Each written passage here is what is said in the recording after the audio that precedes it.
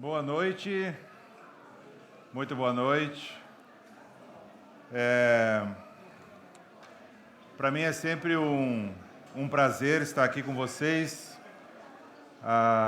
O Diogo me convidou e eu já prontamente topei, de estar aqui nessa noite com vocês. Para quem não me conhece, meu nome é Francesco e para quem me conhece também é Francesco. E eu sou obreiro na Aliança em Caxias, já fazem aí uns 11 anos, eu acho. Então sempre é uma alegria poder servi-los e estarmos juntos em adoração a Deus e também meditando na sua palavra.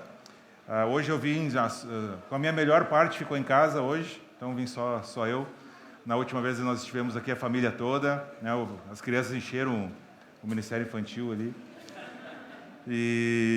Mas eles hoje ficaram em casa, passaram o dia, uma folia, estavam todos cansados. Eu disse, olha, vamos evitar o estresse, Quem tem filho pequeno sabe como é que quando eles estão cansados.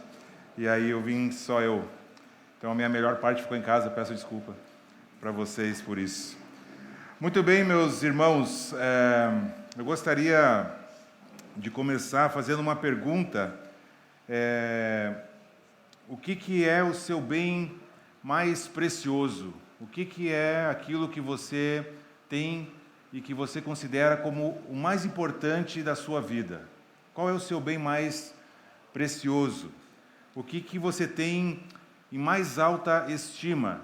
Mas não aquilo que você sabe que deveria ser a resposta. A minha pergunta, como tu não precisa contar para ninguém, é aquilo que realmente está lá no seu coração e que você tem na mais alta estima, aquilo que você considera mais precioso.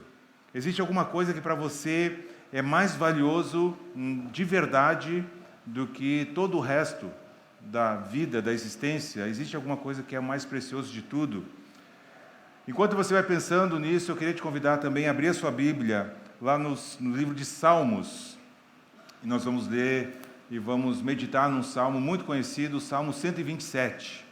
Então, abra a sua Bíblia, que nós vamos fazer a leitura do texto, um salmo muitíssimo conhecido, certamente você já leu, já teve contato, talvez até já ouviu mensagens no Salmo 127, mas temos muito o que aprender com este salmo. Nós vamos ler inteiro, ele tem 5 versículos somente, então Salmo 127. Quando eu estudo lá na Aliança no Centro, eu gosto de pedir quem vai fazer a leitura no celular, que coloca aí no modo avião, porque aí, hoje eu sei que tem jogo, então fica aquela tentação, ficar olhando, e então foi encontrado umas chaves aqui, umas chaves. Não sei se você reconhece a sua chave a essa distância, mas se você perdeu, está aqui, depois só pegar, certo? Então, se você vai fazer a leitura aí no celular, já coloca no modo avião para não haver distrações aí durante a mensagem, não ter aquela tentação das notificações. E acompanha então a leitura do Salmo 127. Diz assim então a palavra de Deus: Se não for o Senhor o construtor da casa, será inútil trabalhar na construção. Se não é o Senhor que vigia a cidade, será inútil a sentinela montar guarda. Será inútil levantar cedo e dormir tarde, trabalhando arduamente por alimento. O Senhor concede o sono àqueles a quem ama. Os filhos são herança do Senhor, uma recompensa que Ele dá. Como flechas nas mãos do guerreiro são os filhos nascidos na juventude. Como é feliz o homem que tem a sua aljava cheia deles. Não será humilhado quando enfrentar os seus inimigos no tribunal. Vamos orar mais uma vez, gente, entregando esse tempo aqui nas mãos de Deus. Senhor, nosso Deus, muito obrigado pelo tempo que já tivemos aqui de te adorar, de falar tantas verdades a teu respeito. Obrigado, Senhor, porque é um privilégio para nós termos a tua palavra aqui sendo exposta diante de nós. A minha oração, Senhor, é que teu Espírito Santo tenha liberdade aqui no nosso meio, em nossos corações, abrindo a nossa mente, abrindo os nossos corações, aquilo que o Senhor quer falar com cada um aqui nessa noite. Não é por acaso, Pai, que estamos reunidos aqui. Não é para cumprir um ritual religioso, Senhor, mas é para te adorar, para meditar e para sermos confrontados pela tua palavra que será pregada aqui nessa noite. Então, que teu Espírito Santo tenha liberdade aqui no nosso meio, Senhor, para fazer aquilo que é a tua vontade. Nós sabemos que a tua vontade, Pai, é boa, perfeita e agradável. Então, te entregamos esse tempo para o Senhor fazer aquilo que o Senhor quiser. É em teu nome que nós oramos. Amém. Muito bem, então, esse salmo, ele é muito conhecido, ele faz parte do quinto livro dos Salmos. Os Salmos, para os judeus, ele é dividido em vários livros, né? Em alguns livros, esse faz parte do quinto livro dos Salmos, que era cantado, entoado, enquanto o pessoal, os judeus, estavam indo para Jerusalém, né? Para adorar o Senhor, fazer os sacrifícios. Então, eles entoavam esses cânticos no caminho. E este Salmo 127 era um desses salmos que fazia parte dessa peregrinação, né, em que os judeus viajavam até o monte de Deus lá em Jerusalém para adorar ao Senhor. Pelo menos faziam isso 3 vezes ao ano. Então esse é um dos salmos, dos muitos que eles cantavam enquanto iam caminhando, para se motivar, para lembrar o porquê que eles estavam indo, para adorar o Senhor também através das canções e assim por diante. E esse salmo, ele traz uma ideia de que nenhuma atividade humana tem sentido se não for Deus quem estiver motivando, ou se não for na dependência de Deus que isso esteja sendo feito. Vai ser infrutífero. Qualquer esforço humano, sem a dependência de Deus, acaba sendo infrutífero. Essa é a ideia que esse salmo traz no seu cerne. A menos que Deus abençoe com a sua presença, abençoe a quem está fazendo o que quer que seja, isso vai ser infrutífero. Essa é a ideia desse salmo. E há 3 atividades principais aqui que são mencionadas pelo salmista. Inclusive, esse salmo é atribuído ao rei Salomão. Não é só Davi que escreveu os salmos, né? Tem vários autores. E este salmo é atribuído, então, ao rei Salomão. E aqui, então, nós temos pelo menos 3 atividades principais nesse salmo, que são a edificação da casa, né? A segurança desta casa e também a construção ou o cuidado com a família, né? Ele cita aqui os filhos como sendo uma bênção de Deus. Então esse salmo, ele é extremamente relevante para os nossos dias. E hoje a minha intenção é que nós meditemos juntos a respeito de Deus e a família. O que Deus espera de nós quanto família de Cristo. Não somente a família de irmãos e igreja, mas a família como núcleo familiar. Pai, mãe, filhos, né? E todos nós aqui somos família de alguém, né? Podemos não ser casados, talvez, mas somos filhos, né? Somos irmãos, somos casados, somos pais e assim por diante. Então, a intenção é que nós meditemos nisso, sobre o que Deus fala a respeito da família, aqui nesse Salmo 127. Então, esse salmo é tão relevante para esse assunto, principalmente em dias como temos vivido hoje, onde o núcleo familiar tem sido relativizado, atacado, onde nós vivemos um contexto em que a família tem sido quase que o problema da sociedade, em vez de ser a solução da família, da sociedade. Durante toda a existência humana, desde o Éden, a família é o núcleo pelo qual Deus estabeleceu que a sociedade vivesse. Deus fez Adão, Deus fez Eva, celebrou o primeiro casamento e disse para eles: sejam férteis e multipliquem-se, né? Alguns levam mais a sério isso do que outros, né? Deve se multiplicar. Mas o fato é que desde antes da queda, era assim que Deus queria que as coisas funcionassem, a família sendo aquilo que sustenta a sociedade. E desde lá até hoje, se nós desfizermos as famílias, não há mais sociedade, não há mais povo, porque Deus assim estabeleceu que funcionasse. Então, a família é essa dádiva de Deus, a família foi instituída por Deus, a família deveria glorificar a Deus, ser onde Deus se revela para aqueles que não conhecem a Cristo. A família existe por um propósito. E nesse salmo aqui, que, como já disse, é um salmo de Salomão, há verdades muito preciosas que nós podemos aprender, colocar em prática no nosso dia a dia, no nosso contexto familiar, seja como filho, como pai, como irmão, e como avô, e assim adiante. Aliás, a atribuição a Salomão desse salmo ela é muito interessante, porque Salomão falhou nos 3 aspectos em que ele escreveu esse salmo aqui. A gente sabe que Salomão foi o homem mais sábio que já existiu, mas nós sabemos também que Salomão não terminou muito bem a sua corrida.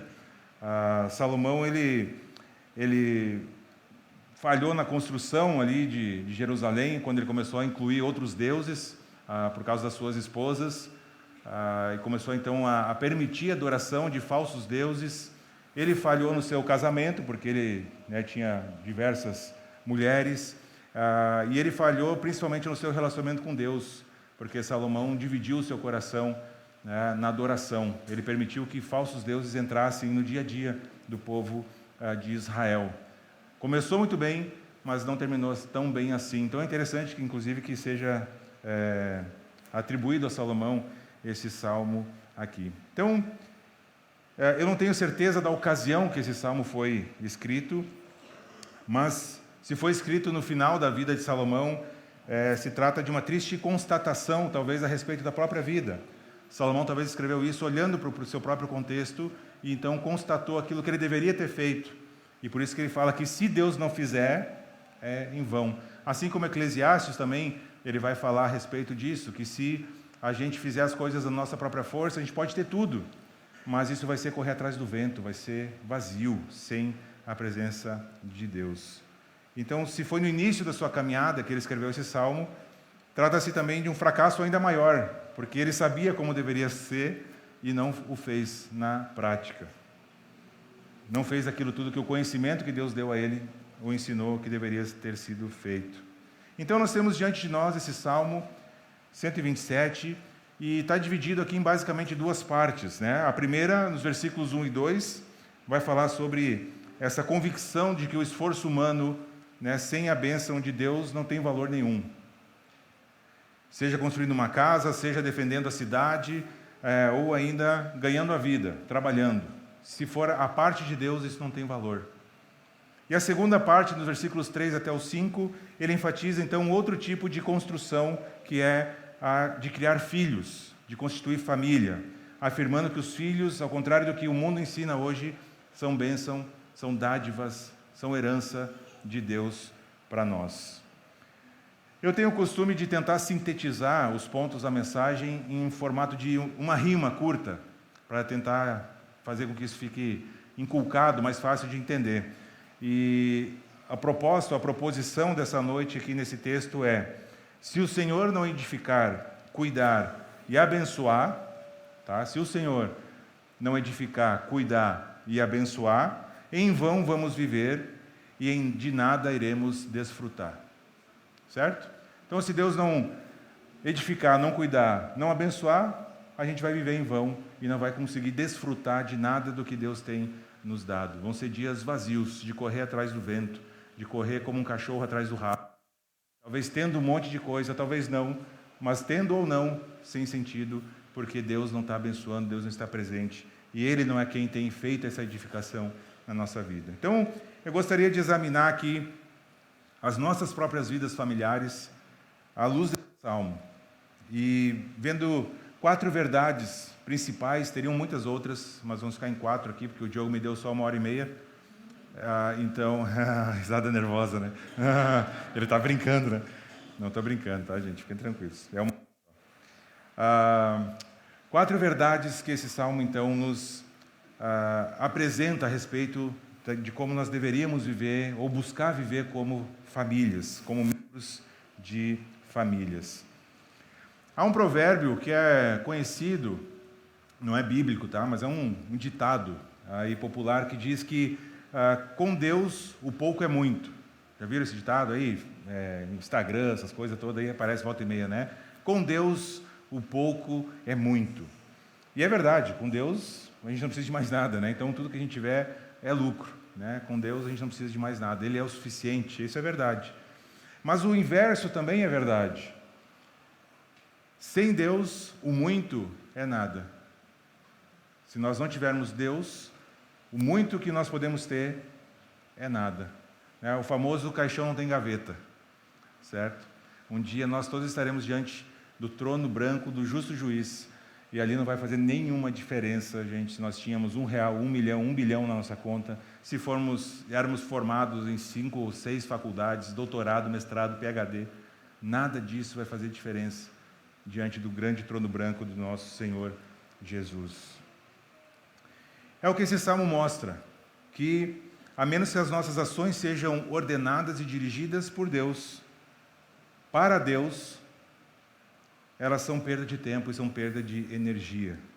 Então o salmista escolhe esses 4 temas bem triviais do dia a dia, né, que eu já mencionei aqui: a construção de casas, a segurança desta casa, a criação de filhos, para falar sobre isso, né? O trabalho de modo geral, para falar sobre como nós devemos viver a nossa vida para Deus. E a primeira verdade que nós temos aqui é: se Deus não edificar a casa. É a primeira coisa que o Salmo diz. Começa assim, versículo 1. Se não for o Senhor o construtor da casa, será inútil trabalhar na construção. Que casa que é essa que o Salomão está se referindo aqui? Ele poderia estar se referindo ao templo, ou à sua própria casa particular, mas todo o contexto aqui do Salmo nos leva a entender que essa casa é como sendo o lar, aquilo que nós chamamos de lar. Então a construção aqui não é física, não é erguer parede, mas é a construção do lar, do relacionamento matrimonial, o relacionamento de pai com filho, de irmãos, de avós e assim, né, em diante. O homem criado à imagem de Deus, e eu e você fomos criados à imagem e semelhança de Deus, é isso que Gênesis nos ensina, também foi dotado de uma capacidade de construir coisas. E agora estou falando de coisas físicas também, prédios, arquiteturas, coisas maravilhosas. O homem é capaz de construir coisas absurdamente grandes, coisas absurdamente pequenas. Nós somos dotados dessa capacidade, Deus nos deu isso. E de acordo com esse salmo, há duas formas de edificar uma casa, um lar. A primeira será realização de Deus, algo que Deus está fazendo e para Deus, ou será sem nenhuma razão de fazer. É isso que o salmo está dizendo aqui. Será em vão construir, se não for Deus quem edifica esse lar, esta casa. Então o construtor ele pode executar o projeto com base no seu próprio conhecimento. Pode ser um arquiteto assim daqueles top, sabe onde botar todas as coisas. Eu acho interessante que arquiteto ele enxerga coisas que ninguém mais enxerga. A gente olha para um quarto pequeno e não tem ideia de como arrumar aquele quarto pequeno. Ele vai lá, ajeita, não, se a gente fizer assim, assim e tal, tal. E vira um negócio que parece maior do que era antes. Né? Absurdo.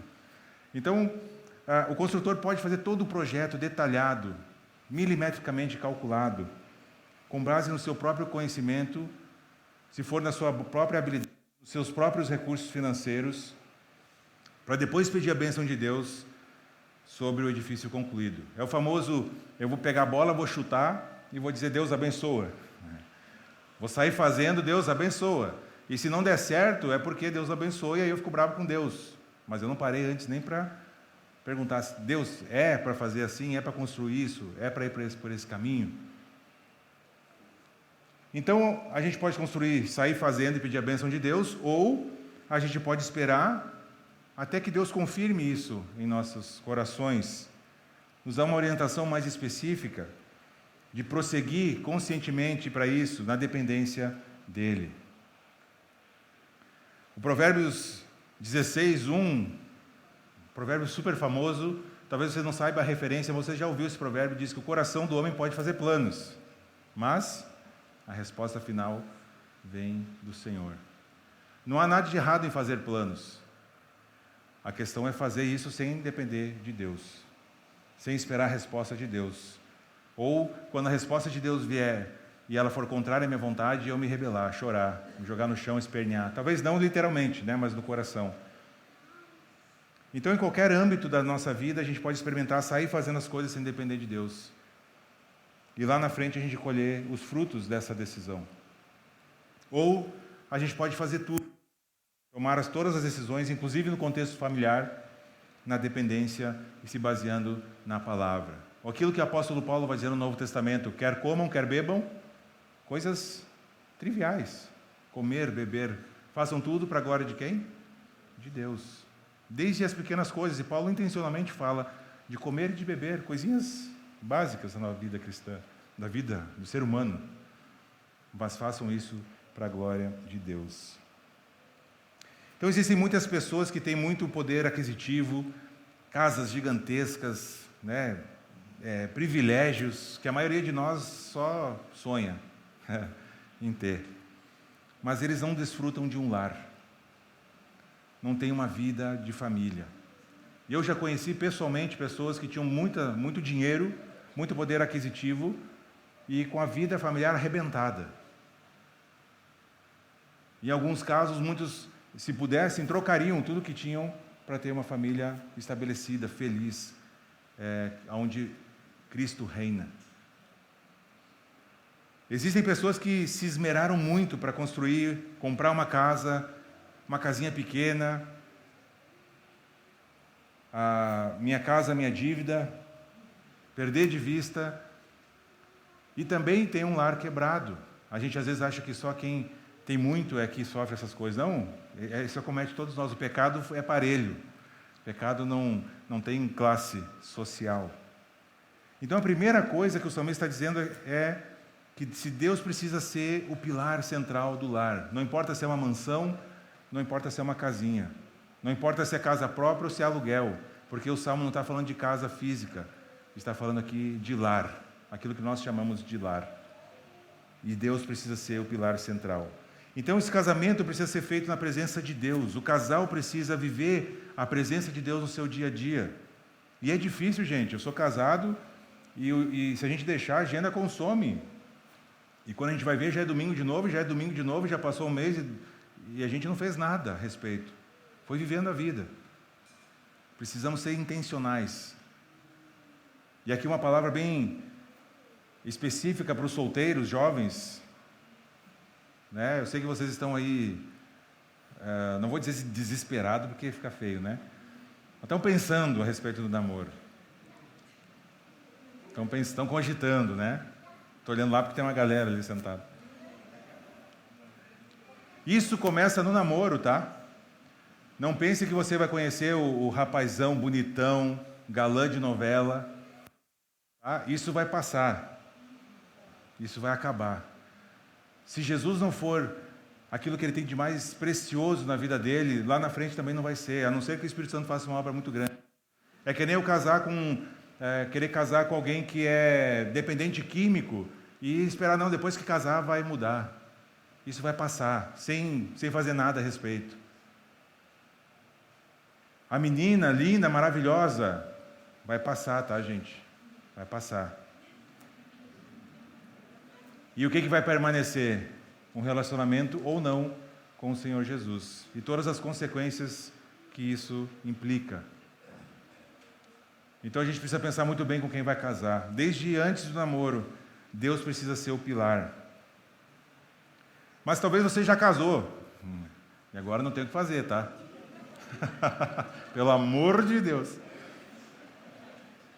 Não tem mais o que fazer. O que Deus uniu, não separa o homem. Acabou. Não tem volta, não tem desfazer. Mas vocês juntos podem se quebrantar diante do Senhor, pedir socorro, e Deus ouve, Deus é justo e fiel para ouvir as nossas orações e responde às nossas orações e tem poder para transformar a nossa casa, se nós nos dedicarmos e nos quebrantarmos diante de Deus. E talvez um dos dois não vai querer, mas você que quer, começa. E aí, deixa com Deus o resto. Eu e você não convencemos ninguém de nada, do pecado, do arrependimento, isso é obra do Espírito Santo. Mas é nossa responsabilidade orarmos, nos colocarmos diante de Deus em oração.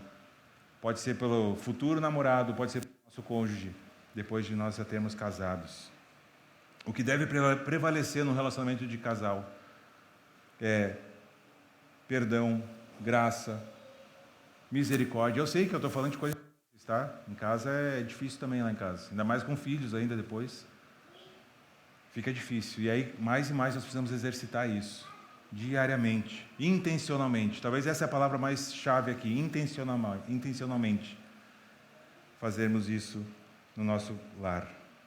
A segunda verdade que nós temos aqui, a segunda parte do versículo 1 ainda, se não é o Senhor que vigia a cidade, será inútil a sentinela montar guarda. A ilustração mostra a futilidade que é o esforço humano sem Deus na área da segurança.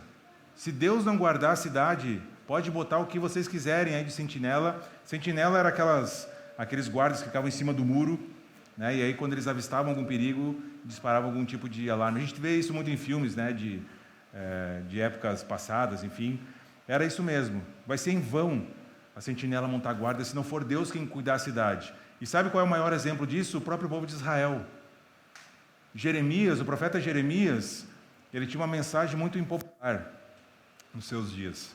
Jeremias foi levantado por Deus para dizer para o povo o seguinte: Deus vai trazer um exército para destruir Jerusalém, vai acabar com a cidade. E a ordem que Deus está dando é: se entreguem para esse exército. Quem se entregar para esse exército vai viver. Quem quiser lutar contra esse exército vai morrer. Sabe por quê? Porque é Deus quem está trazendo esse exército. Não adianta a sentinela botar guarda, não adianta o exército se levantar. Deus é quem está fazendo o juízo, porque o povo havia se voltado contra Deus, adorado falsos deuses. Profeta após profeta, Deus enviou para dizer para o povo: volta para Deus, obedeçam ao Senhor. E o povo continuou dando as costas, matando o profeta, esculhambando os profetas. E então Deus diz: acabou, agora chegou o dia do meu juízo.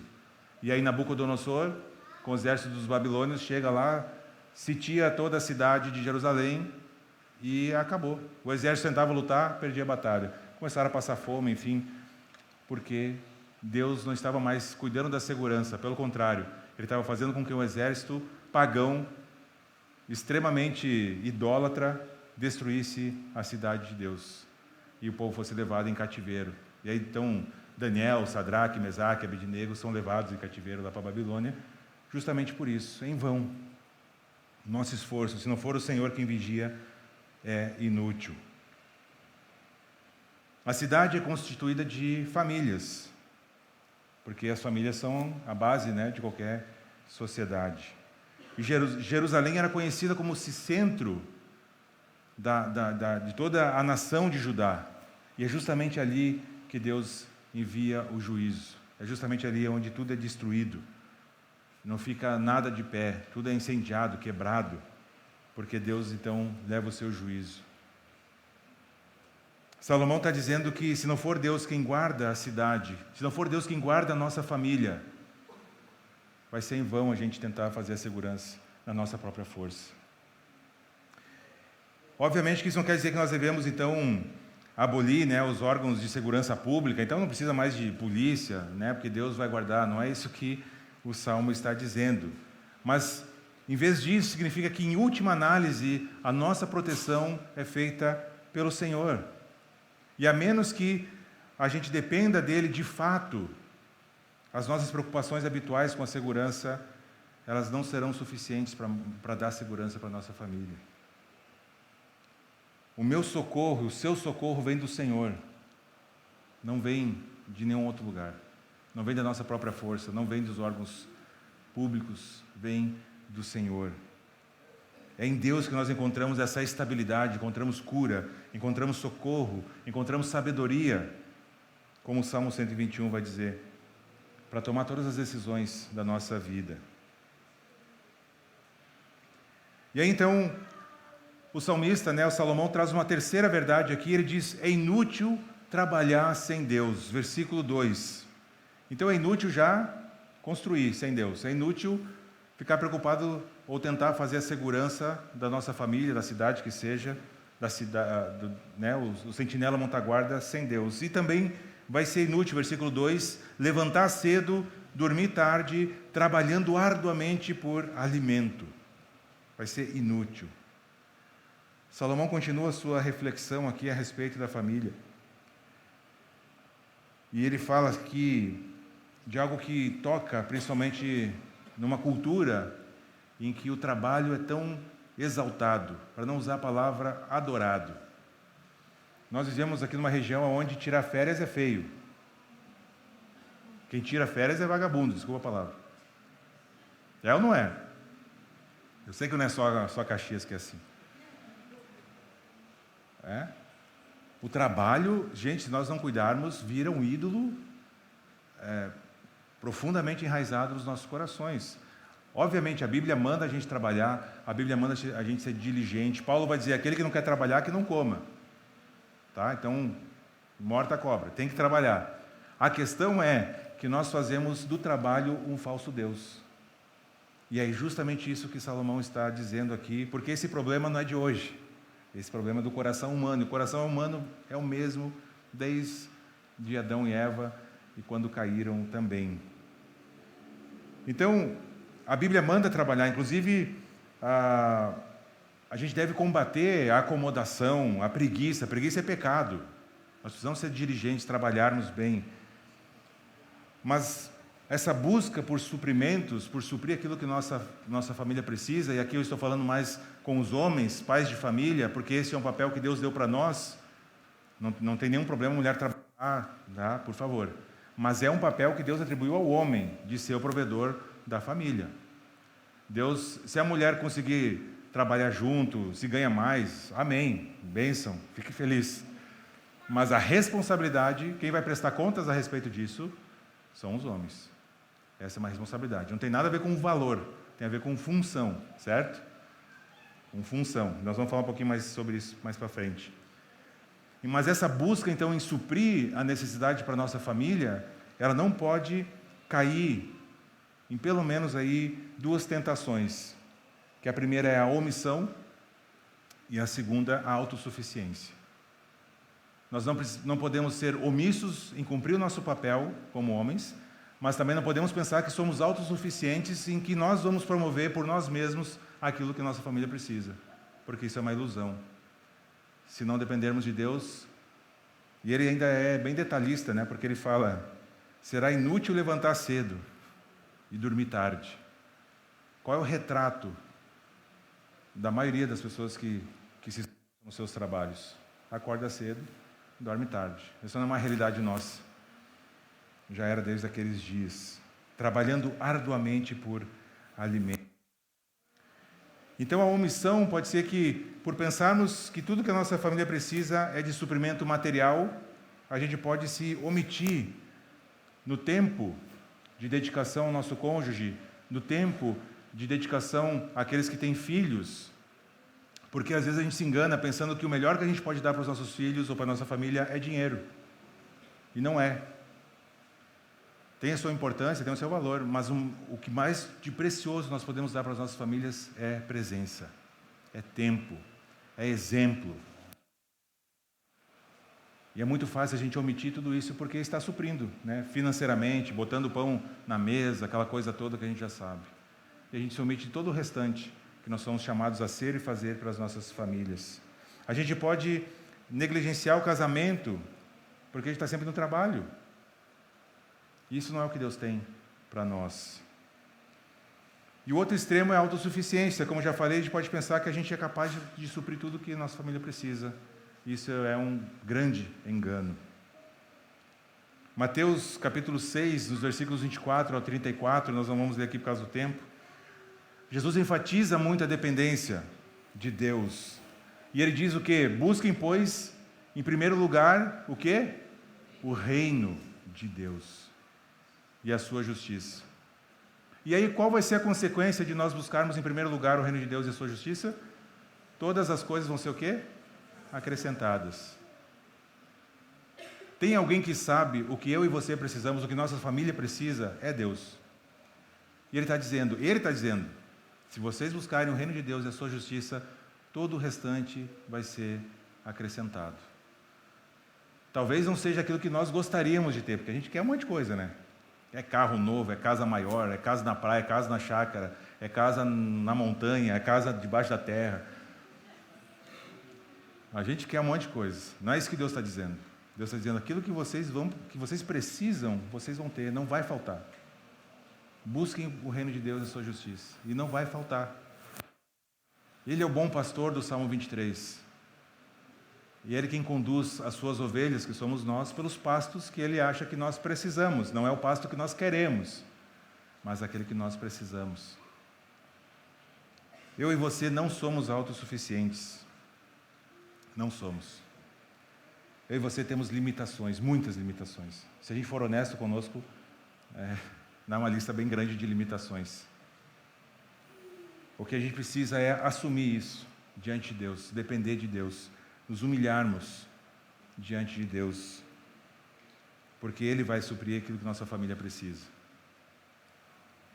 O nosso trabalho só vai nos recompensar se nós estivermos na dependência de Deus, sem idolatrar o trabalho, mas trabalhando inclusive para a sua glória.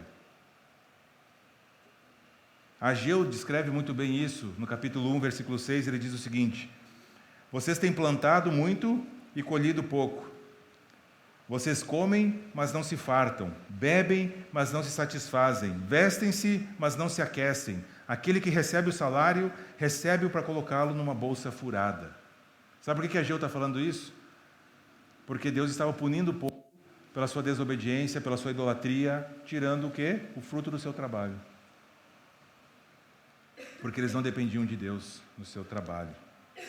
Então, em contrapartida, quando a gente entrega verdadeiramente ao Senhor as nossas vidas, o nosso dia a dia, as nossas famílias, a gente tem que lembrar que a obediência também vai ter consequência.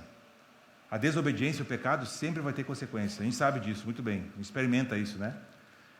Mas a gente esquece que a obediência, a submissão, a dependência de Deus também vai ter consequência na nossa vida.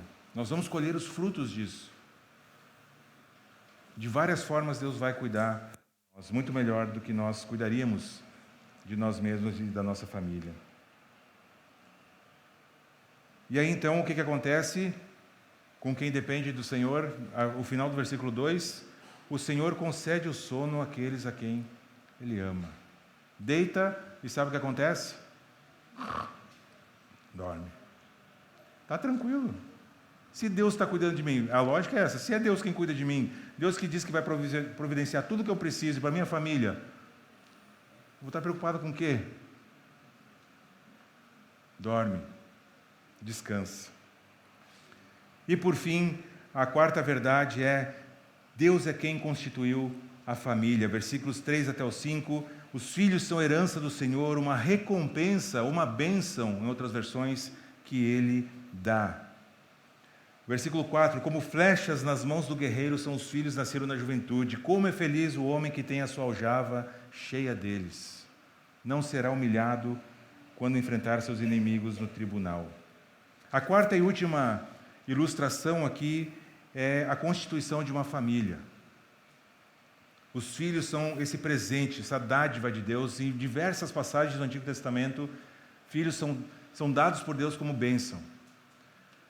E sabe o que acontece no Novo Testamento? Essa visão continua. Porque Jesus, os discípulos estavam dizendo para as crianças não vinham atrapalhar Jesus. Lembra da passagem?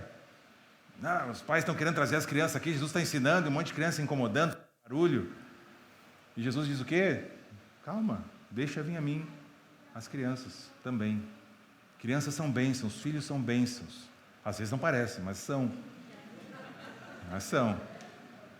Tem essa convicção, pai e mãe, você pai e mãe de filho pequeno, tem essa convicção no seu coração: filho é bênção. Quando não parece, lembra, filho é bênção, Senhor me ajuda. Filho é bênção. Então os filhos, eles não são coisas que limitam a nossa liberdade. Filhos não são coisas que atrapalham o trabalho importante que eu tenho para fazer e os filhos estão aqui me incomodando. E eles são um trabalho importante que Deus te deu, como pai e como mãe. E o seu trabalho agora é só um meio de você garantir o crescimento deles, a educação deles nos caminhos do Senhor. Então os filhos são esse presente de Deus na vida de um casal.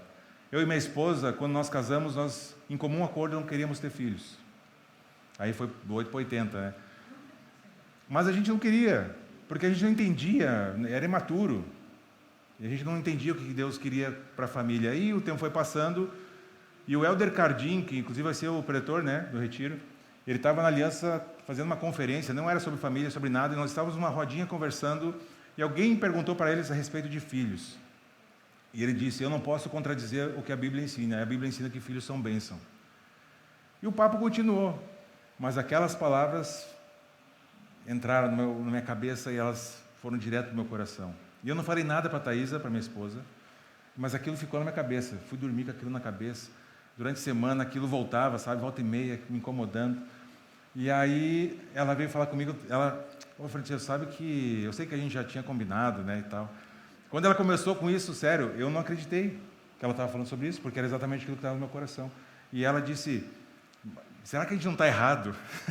Será que a gente escolheu um caminho bom? E aí a gente então decidiu que teríamos filhos, né? Hoje estamos no quarto, mas paramos por aí. A gente fez a nossa parte. Filhos são herança, são bênção, porque eles vão nos esticar, uma forma que outras coisas não vão nos esticar. A nossa paciência, o amor sacrificial, a misericórdia, a graça, autocontrole, dependência de Deus, os medos que surgem quando o filho aparece, medo de tudo, né? Qualquer coisa pode acontecer com uma criança. Enfim, os filhos são esse presente de Deus para nós. Mas ainda o Salmo 127, ele traz uma figura belíssima, que ele diz o seguinte: como flechas na mão do guerreiro, são os filhos nascidos na juventude. E olha que figura bonita, ele fala que feliz é o homem que tem a aljava. A aljava é onde se coloca as flechas, né? E fica nas costas aqui. Feliz é aquele que tem a aljava cheia de flechas, de filhos. E algumas coisas bem rápidas aqui. A primeira é que um guerreiro precisa carregar suas flechas nas costas. E nós, como pais, estamos carregando nossos filhos nas costas, no bolso, no carro, no colo e onde mais precisar. Nós carregamos os nossos filhos. Os filhos são carregados pelos pais no coração, na alma, o tempo todo, assim como as flechas nas costas do guerreiro. Mas a flecha, ela é carregada não para a vida toda. O guerreiro eventualmente vai disparar as flechas, e os filhos também um dia vão disparar. Talvez muitos de vocês aqui, os filhos já saíram de casa, já estão casados ou em outro lugar, as flechas foram disparadas. E o que o salmista está nos ensinando é que nós deveremos direcionar essas flechas e dispará-las no projeto que Deus tem para eles. Nós não vamos carregar para a vida toda os filhos. E aí entra a importância do casal, continuar um casal com os filhos. Os filhos são membros muito bem-vindos da família, mas eles não são o centro da família. O casal precisa continuar casado, certo? Tem famílias que os filhos saem de casa e o marido olha para a mulher e diz: quem é tu? Né? Socorro, tem um estranho aqui. Porque os filhos viraram o centro, e os filhos não são o centro. A gente tem que tomar muito cuidado com isso, porque facilmente a gente faz isso. Por amor, por querer, né, que eles cresçam, enfim. Daria para falar muita coisa sobre isso. Nós devemos preparar os nossos filhos para lançá-los no alvo certo. E para eles serem uma bênção na sociedade, a gente precisa ensinar desde pequeno a respeito do Senhor, para quando eles forem lançados como flechas, eles acertarem o alvo que Deus tem para eles e fazer uma diferença na sociedade, talvez no mundo. A nossa família tem que ser um lugar de vida, e ainda dá tempo. Talvez está pensando: não tem mais o que fazer, meu casamento já se foi, meus filhos já estão tudo virado do avesso, sei lá, não sei o seu contexto, mas tenha certeza que Deus conhece a sua vida, o seu coração, a sua família, os seus filhos, o seu cônjuge, os seus pais, a sua história. Deus conhece. Deus estava dormindo quando a sua vida foi passando até essa noite aqui. E se tem alguém que pode mudar, se é alguém que é conhecido como um Deus da segunda chance, da terceira, da quarta, da milésima chance, é o Deus a quem nós adoramos e servimos. Então se dobre diante de Deus. Confia que Deus pode fazer muito mais daquilo que nós pensamos e imaginamos, inclusive nas nossas famílias. Nós precisamos de famílias fortes, mas não fortes na nossa própria força, fortes na dependência do Senhor. Para nós encerrarmos aqui, eu gostaria de deixar algumas reflexões para a gente ir pensando a respeito do que esse salmo nos ensinou nessa noite. A primeira é: trabalhe diligentemente. Uma forma de glorificar o Senhor é ser o melhor profissional que você pode ser. A gente glorifica a Deus quando a gente faz aquilo que a gente faz bem, é para a glória dele. Paulo vai dizer: trabalhe como trabalha para homens. O seu patrão, no fim das contas, é Deus. Então trabalha para ele em primeiro lugar. Trabalhe diligentemente. Administre seus bens. Se Deus tem te abençoado com posses, amém. Desfrute disso, abençoe outras pessoas. Administre isso que Deus te deu. Nós somos chamados a ser mordomos daquilo que Deus nos deu, no pouco e no muito também. Mas tenha em mente que se tudo isso não for feito na dependência e para a glória dele, não vai passar de palha seca, não vai passar de vazio. Por mais que agora pareça algo que em si tem algum valor, sem Deus não tem nenhum valor, absolutamente nenhum. Vai ser inútil. Então avalia onde está o seu coração em relação às posses, ao trabalho. E cada um de nós tem que se avaliar honestamente, sinceramente diante de Deus. Segundo, invista na sua família. Invista na sua família. Se você é filho, invista na sua família com tempo. Sai do celular. Aproveite seus pais. Depois o pai e a mãe se foram. Eu queria ter dito isso. Você foi. Não tem mais. Não adianta chorar. Sai do celular. Tenha tempo de qualidade com seus pais. Se você é casado, invista no seu cônjuge. Se tem filhos, invista nos seus filhos, mas não esqueça do seu cônjuge. Se você é filho, cuide dos seus pais, sem abandonar a sua família. Eu sei que muitos talvez estão vivendo essa tensão. Tem que cuidar da família e também cuidar dos pais.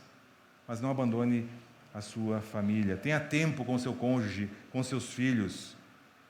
Pequenas coisas no dia a dia fazem toda a diferença. Saia também do celular.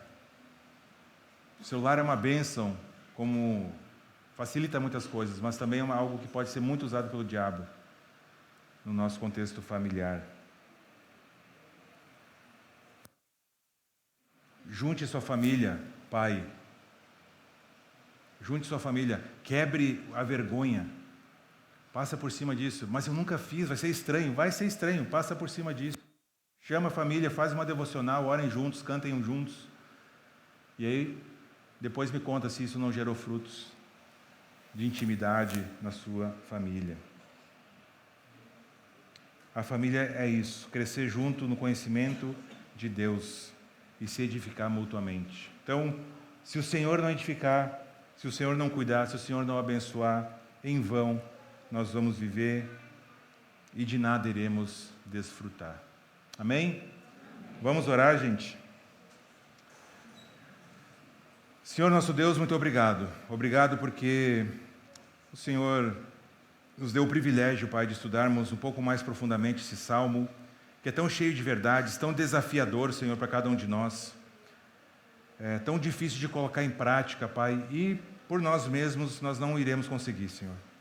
Precisamos da ação do Teu Espírito Santo em nós, Pai. O Senhor Jesus nos ensinou que sem Ele nós não somos coisa alguma, não passamos de pó da terra. Então, Senhor, queremos clamar por perdão, porque tantas e tantas oportunidades nós deixamos passar. Ficamos correndo atrás de coisas que o Senhor não quer que a gente gaste energia e tempo atrás delas.